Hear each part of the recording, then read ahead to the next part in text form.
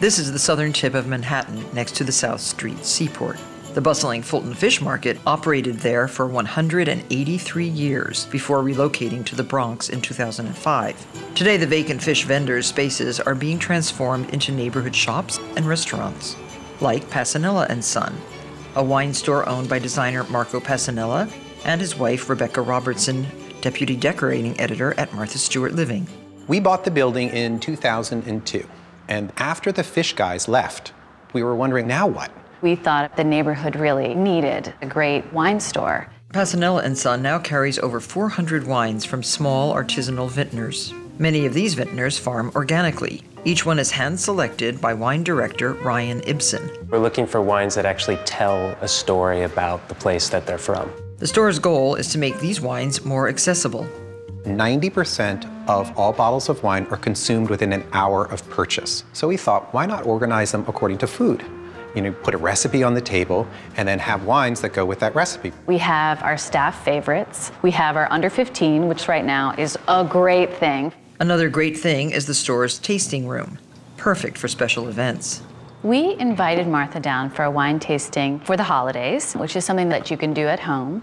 If you're having red wine, you can drip. So we use a wax paper, and it gives a rustic feel. We're using the all-purpose Chianti glass. We've prepared a tasting card, which allows you to take notes. I really love a wine pencil. That way you're able to label your glass. When it comes to choosing wines, it's good to have a theme. We were looking for some wines for the tasting that had a holiday sense to them. We always start with something sparkling, then a lighter white and a white wine with a little bit more body to it. Same thing with the reds, and then something sweet. We're going to be serving some breads, cheeses, and small appetizers. We looked to the region of where the wine was produced and tried to find the ingredients of that area. With the food prepared and the wine poured, it was time for the tasting to begin. Thank you very much for hosting this, Marco and Rebecca. Our pleasure. And to start, Ryan, a beautiful red sparkling wine. What is this? This is from Emilia Romagna in Italy. It is a Lambrusco, which is both the name of the grape and title of the wine. They're always sparkling. It's a perfect pairing for Parmesan, prosciutto, and balsamic vinegar. Did you make all this, Rebecca? I wish. We work with Barberini Alimentari, which is just around the corner. Oh. Chin chin, everyone. Chin chin. What I really like about these Lambruscos is they're very food friendly. Next one is a light white. This is a great wine to start a conversation about swirling, because this is a wine that's extremely aromatic. It's releasing the aromatics in a quicker way. You're going to be able to smell the wine a little bit more. Has a good nose. Gruner Veltliner is a very old world grape that's grown in Austria, but they make very light, racy, mineral-driven wines that are friendly with any kind of very fresh food. So then this crostini with mozzarella and tomato and basil, right? Oh, it's so good. Yeah, My favorite wine is coming up. The wonderful Pouligny Montrachet. Yes.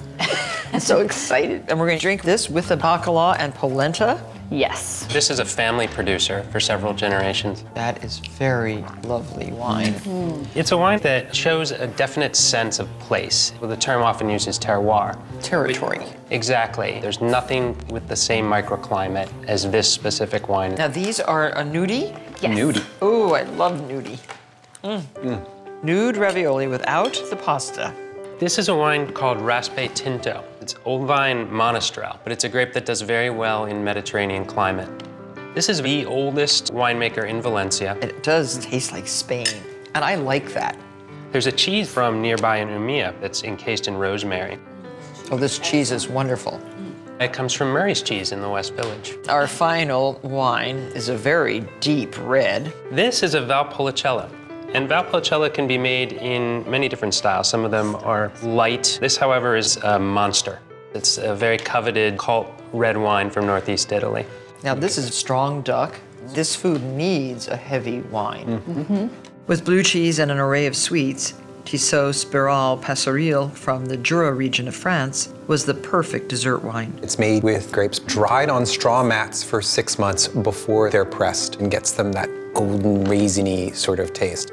Well, this is a very, very nice way to learn about wine and to celebrate with friends. Unfortunately for you, you didn't get to taste, but you can come to Pasanella & Son and get a bottle of each of these and learn for yourself. It's great.